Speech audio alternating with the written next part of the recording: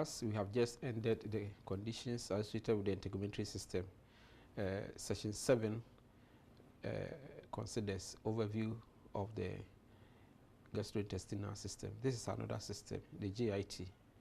So the GIT session, we have to look at the session overview of the gastrointestinal system and the diseases. So the basic anatomy and physiology are reviewed, and the physical assessment related to the GIT or the gastrointestinal system is also reviewed. But as I've already told you, look at the session objectives. So at the end, it is expected that you should be able to describe the structure and function of the organs in the gastrointestinal system, distinguish between techniques of physical examination during inspection, auscultation, percussion, and then palpation, and then explain the need for subjective and then objective data collection, as well as the laboratory and the diagnostic investigations. The first part, we are going to look at the anatomy and then physiology review, and then physical assessment, and then the health history and the diagnostic investigations. As I told you at the beginning of the integumentary system, for each of the systems, what you need to note is that before we can look at the disease conditions, brief anatomy and physiology, and then assessment and the history and the diagnostic investigations are very important. But I pointed to you that you have done all these things in Nurs 231, which is the health assessment. And so I just provided the notes here just as a revision so that we can move on to the disease conditions associated with the gastrointestinal systems. So anatomy and physiology review. We've had the GIT, also termed as the digestive system or the alimentary canal, consists of gastrointestinal tract and its accessory organs. We have the picture over here. So the diagram here indicates the GIT from the mouth and then through out to get to the inner anus. And this is another diagram also showing similar regions of the GIT. This is another one also showing similar regions of the GIT. And then the functions are identified over here. And so functions of the GIT, we have injection, we have the digestion, and then the absorption of the nutrients that we have taken. And the second major function of the GIT is the storage and the final excretion of the solid waste products of the digestion. So proper function of the GIT system is essential to the maintenance of the proper nutrition and then health. So physical assessment, we have objective data. The objective data is what you do as a clinician. So as a nurse, what do you do when somebody comes to your clinic with a complaint? And so you have to look at the mouth area and what the patient is saying. So these are specific areas that we can look at, and then some manifestations that can be also identified. And then commonly found abnormalities of the mouth of the teeth include caries and the loose or broken teeth, and then absence of some or all teeth, and then the gums or gingiva are normal. And these are all associated with the anatomy and the physiology that we have done. This is the tongue. We can do tongue assessment. You can ask the patient to say then you can look at the areas from the soft and then the hard palate, and then you can look at the symmetry and the effective function of the cranial nerve.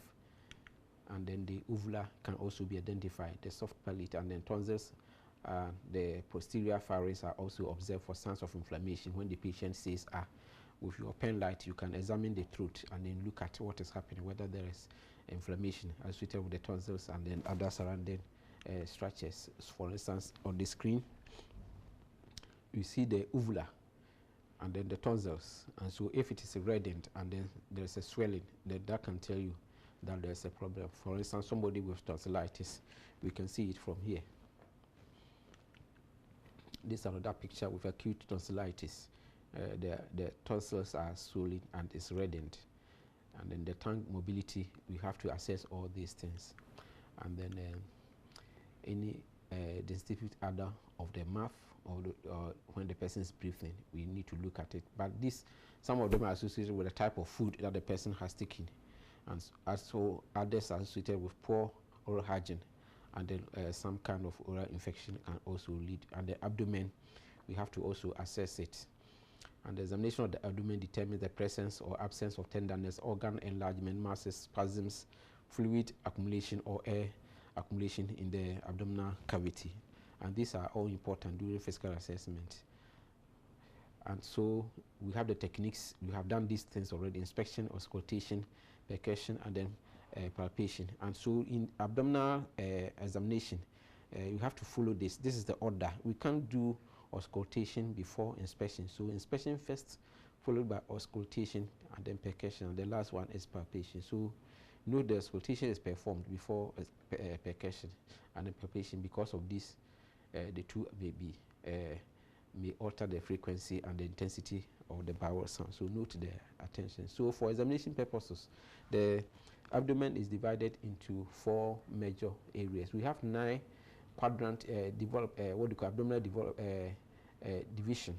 But here we have the right upper quadrant, we have the left upper quadrant, and then right lower quadrant, and then the left lower quadrant. And these are the 4 areas that we divide through the umbilical area. And when you look at the picture clearly, we start from the external area, from the heart region. So the external line divides this line perpendicular, and then we have another line, imaginary line, dividing the through the umbilical area. So this is the 4 divisions. Again, we have the 9 division. And so we can have the 9 divisions. Also, these 9, we have 3 at the right, 3 at the left side, and then the midline we have another 3. You can look at them later. And then this another 4 divisions. So for examination purposes, in our case, we are going to use 4 for the examination. And the anatomical location of organs within each abdominal quadrant. For examination purposes, if we divide it into 4, so upper 2 and the lower 2. So the right upper quadrant, which is up there, we have specific organs: liver, gallbladder, we have the duodenum, right kidney, hepatic flagella of the colon. And then left upper quadrant, we have the stomach, spleen, left kidney, pancreas, splenic flagella of the colon. The clinical implication is that when we divide it into 4, and you are able to identify the organs that are situated in each of the quadrants, then when somebody complains with abdominal pains or any other problem, then we can quickly suggest or anticipate probably that one of the organs in these specific areas are affected, is affected, or that will point to you to be able to do proper assessment when you have these organs at the back of your mind. So that's the essence of the divisions. The right lower quadrant, we have the cecum, appendix, and the right ovary, and then the tube. Then the left lower quadrant, we have segment, colon, and then the left ovary, and then the tube. So during abdominal examination, we have the 4 quadrants. We also need 9 based on what we think. At the inspection, as we have already noted, the skin of the abdomen is inspected for color, texture, and then the scars, rashes, lesions, symmetry, contour, and the presence of visible peristalsis. And the abdomen is normally flat, but will be rounded in persons who are obese and who are also overweight, and may appear scaphoid in people who are emaciated. For instance, somebody who doesn't eat well and then has reduced in weight, and then patients who are having terminal conditions and they have reduced drastically in weight and who are thin. We can also have a scaphoid structure of the abdomen. So generally, the abdomen can be examined, and then some common findings can be also obtained based on inspection. For instance, we can have striae, we can have scar, we can have engorged veins on the abdomen, and then we can also have skin color variations, and this may be associated with jaundice or inflammation.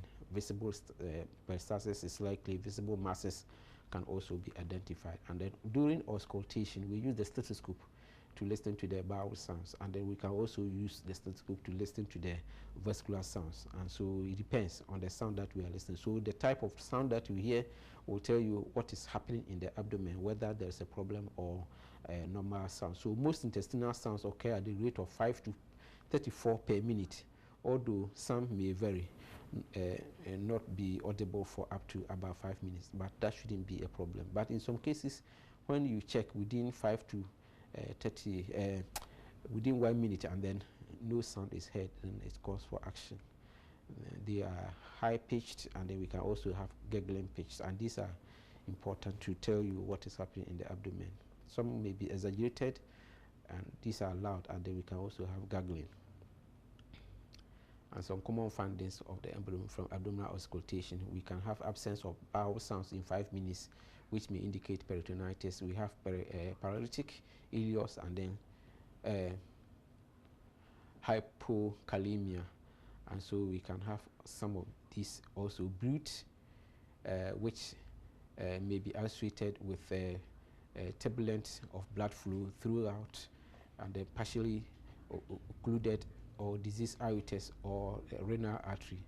And then we can have a hum or low membrane sound, and then friction rub, and then that may be heard over liver and then splenic areas, indicating an increased venous blood flow, possibly related to peritoneal inflammation. So that is for auscultation. Percussion is used to confirm size of the various organs and then determine the presence of excessive amount of fluid or air in the abdomen. And palpation is used to determine the outlines of the abdominal organs, presence and characteristics of any abdominal masses, the presence of direct tenderness, presence of rigidity, and then the presence of rebound tenderness. And so these are very important.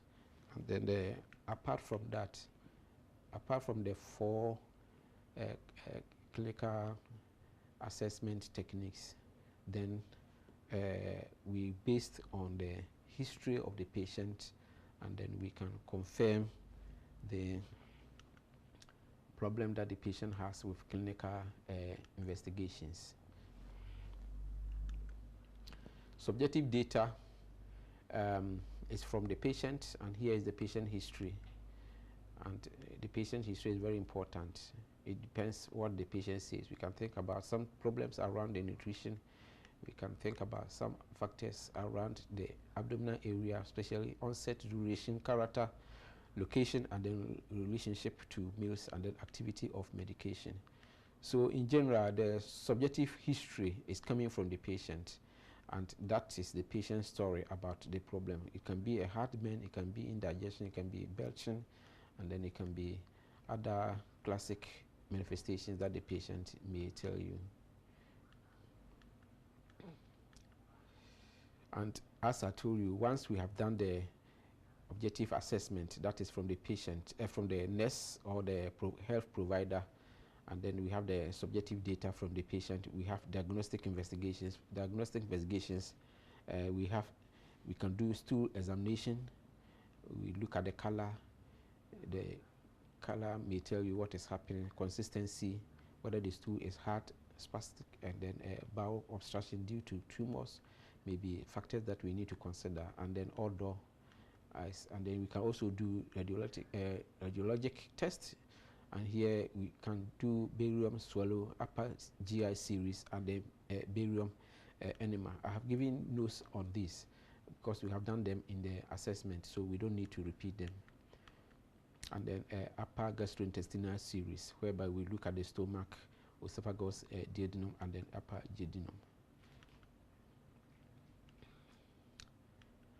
And then we can also do a sonography, and this involves the use of high frequency sound waves that are transmitted to the abdomen and then create echoes that vary with tissue density. And so here we are able to reveal the organ size, the shape, position, and then very useful in diagnosing cyst, tumors, and stones in the abdomen.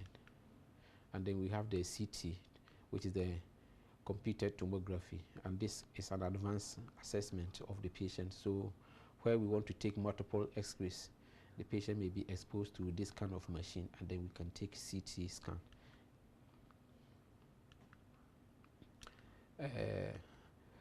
Other simple diagnostic investigations that we can do is endoscopy. Endoscopy allows for direct visualization of portions of the GIT tract by means of long flexible fiber optic scope, and here we are able to examine areas in the esophagus, areas from the mouth to the anus.